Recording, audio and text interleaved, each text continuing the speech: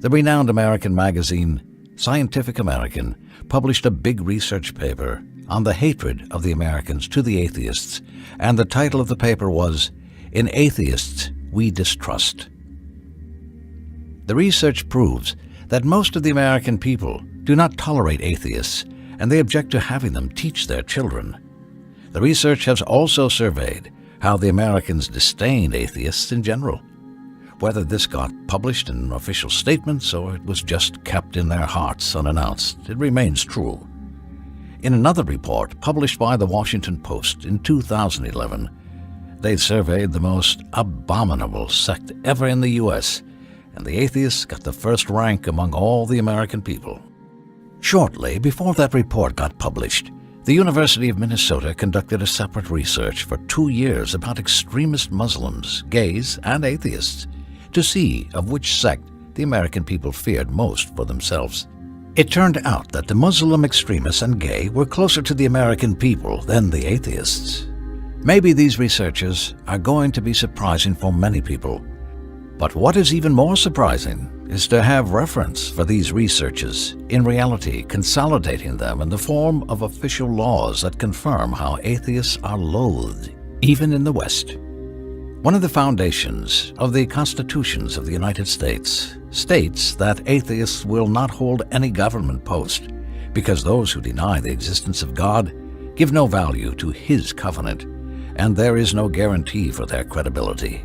John Locke, founder of the civil state, argued in his Letter Concerning Toleration that atheists should not be tolerated because promises, covenants, and oaths, which are the bonds of human society, can have no hold upon an atheist.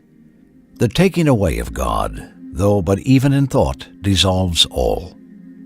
So, if this is the very vision of the man who founded the civil state in the West, what can the vision of the people be? A very brief look at the constitutions of the USA would shock any Arab atheist ranting arrogantly about his rights in an Arab country. Examining the texts of the Western constitutions will only reflect their perception of the atheist threat and how they seek to alienate them as much as possible from public life.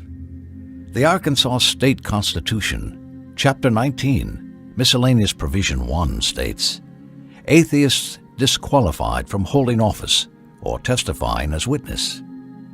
The North Carolina State Constitution states almost the same thing in Chapter 6, Section 8, that atheists are disqualified. Also, the Pennsylvania State Constitution states in Article 1, Chapter 4, that atheists shall be disqualified to hold any office or place of trust or profit under this Commonwealth. The Western constitutions are teeming with articles confirming their rejection for atheists. South Carolina State Constitution, Chapter 6, Article 2, Tennessee State Constitution, Chapter 9, Section 2, Texas State Constitution, Chapter 1, Section 4. All of them state that believing in God is a prerequisite for upholding an administrative post. America is the most powerful scientific state in the world, and it still classifies atheism as unacceptable in the American society. People in the West have more experience than us when it comes to atheists and their nature, since their oaths and promises mean nothing for them. And these are the very basis upon which any society is founded. The West rejects atheists because of the problems they stir in it. And we know that the foundation of loyalty and disavowal for the West is their personal benefit. As for us Muslims, the basis for our loyalty and disavowal, al-Wala wal-Bara, is our religion. Our rejection for the atheist stems from our religion that urges us to promote the word of Allah and to guide the youth rather than leave them to flounder in the tides of vagueness.